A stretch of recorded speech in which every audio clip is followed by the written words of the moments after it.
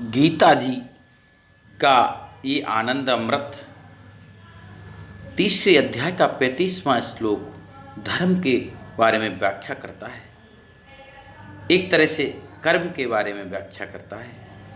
इसकी तात्पर्य आज के युग में इस प्रकार से हम समझ सकते हैं। बहुत सारी बातें इस बारे में की जा सकती हैं। विरोधाभासी सी लगने वाली कई बातें अंततः जीवन यापन को, कर्म को महत्व देती प्रतीत होती हैं।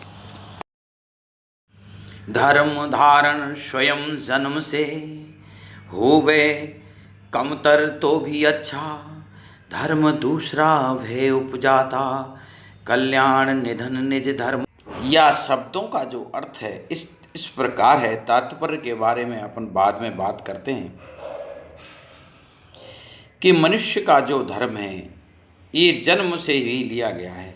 जैसे क्षत्रियों के धर्म की अर्जुन को शिक्षा दी जा रही है, तो उनका धर्म लड़ना लड़ाना है, तो उसी को भगवान योगेश्वर उस उपलक्ष्य में ही अर्जुन को बता रहे हैं।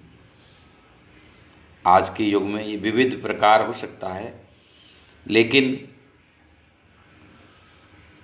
तभी ये जन्म से ही इसका वर्णन किया गया है कि अपना धर्म जो क्षत्रिय का धर्म है,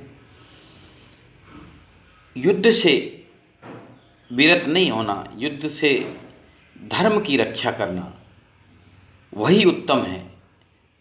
अर्जुन जो बार बार कहता है कि हम भीख मांग के खाएंगे और ब्राह्मणों की तरह तपस्या करेंगे, उसको योगेश्वर कृष्ण कतई नकारते हैं। वो कहते हैं कि अपने धारण में, अपने धर्म से विरत होना, अपना धर्म यदि कोई कमज़ोर भी है, अच्छा नहीं भी है, तो भी दूसरे के धर्म धारण करने से, दूसरी तरफ जाने से तो अच्छा ही है।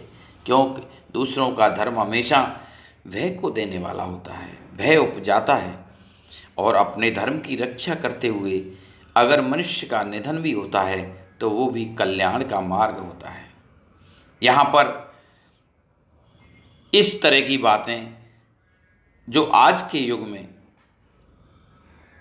जहाँ पर सारे वर्णों को, जो वर्ण व्यवस्था है भारत की, ब्राह्मण क्षत्रिय वैश्य शूद्र, उसमें जिसको संविधान की एक सशक्त हथियार से तोड़ा है, सभी मनुष्यों को एक समरस धरातल देने का प्रयत्न जो आजकल चल रहा है, उसके अनुसार अगर कोई शूद्र का लड़का भी सेना में भर्ती होता है तो उसको भी वहाँ उस सैनिक धर्म भी, उसका धर्म शूद्र नहीं हुआ, उसका धर्म सैनिक ही हुआ। वो क्षत्रिय जैसा कर्म करे और अपने लड़ने के लिए तैयार रहे, यही इसका आशय है। जो आदमी शिक्षा के क्षेत्र में चला गया वो ब्राह्मणों की तरह शिक्षा का दान दे। यहाँ कर्म से है, आज के युग में जो कर्म से है, पहले जो जन्म से था वो थोड़ा थोड़ा कमज़ोर हुआ है और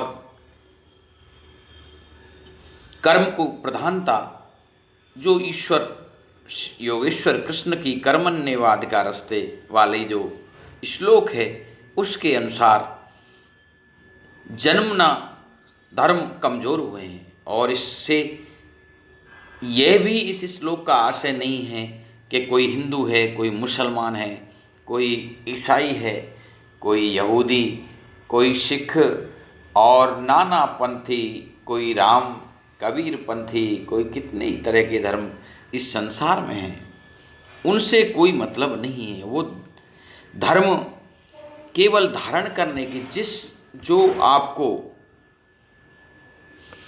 रोजी रोटी देता है, आपका जीवन यापन करता है, यहाँ पर गीता जी केवल उसी धर्म की बात कर रही है। जैसे अर्जुन क्षत्रिय है, राजकुमार है, उसको लड़ना ही उसको धर्म बता रहे हैं कृष्ण, ये इनका तात्पर्य है। कोई किसी अन्य तरह से नहीं। इसकी व्याख्या विशेष प्रकार से कई की जा सकती है, लेकिन अपने अपने कर्म में दक्ष होने की ही प्रधानता इस श्लोक में है। अपने ही कर्म में दक्ष होना वही धर्म है। अपने ही उसकी जो हमें मिला है, जो ड्यूटी हमें मिली है, उसका अच्छे से पालन करना यही धर्म है। जय श्री गीता जी, जय श्री योगेश्वर कृष्ण। आज के युग में इसका यही तात्पर्य है। जय श्री कृष्णा, जय गुरुदेव।